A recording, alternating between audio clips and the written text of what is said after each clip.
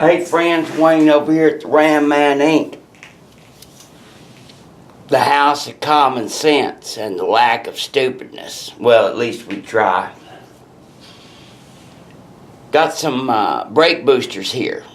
Of course, Uncle Ron started rebuilding boosters in 1981, so he's done one or two. In the 80s and 90s, of course, that was big business. All the muscle cars were starting to get wore out. And that booster master cylinder business was screaming. So he's done one or two. Up front right here is we have a couple of Hemi boosters. One of them I'm keeping in stock, and one of them is going out to a client that we have. So, Hemi boosters are a little bit different. I've talked about it 100 times, and there's still so much misinformation out there.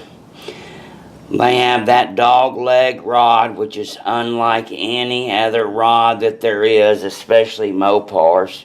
The bolt pattern is different than any other Mopar booster. So this old guy, he argued with me a few months ago.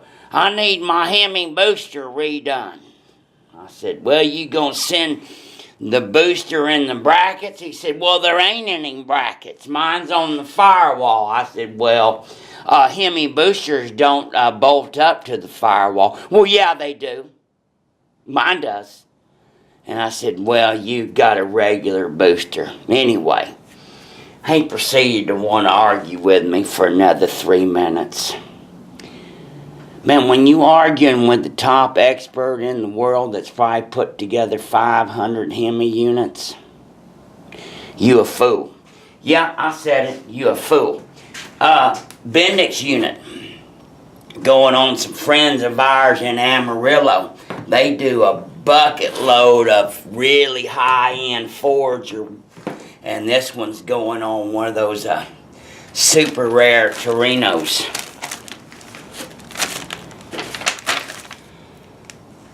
Oh, yeah. Oh, no.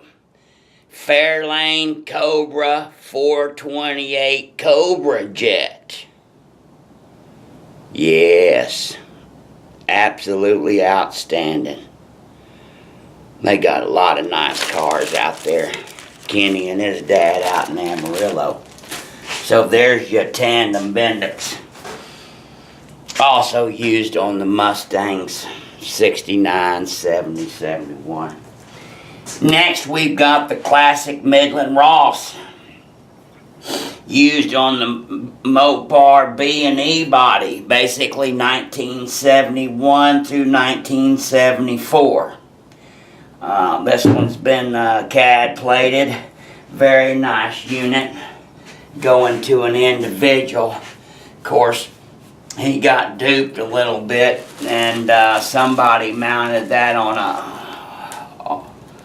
a 70. So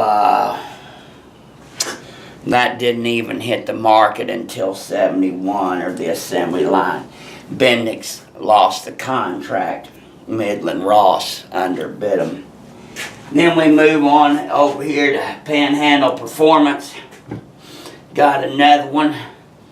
Beautiful unit, going on a 71 CUDA. Everybody likes the CUDAs. You know, we've always been real fortunate. Bill Mark Plating is right down the street from us.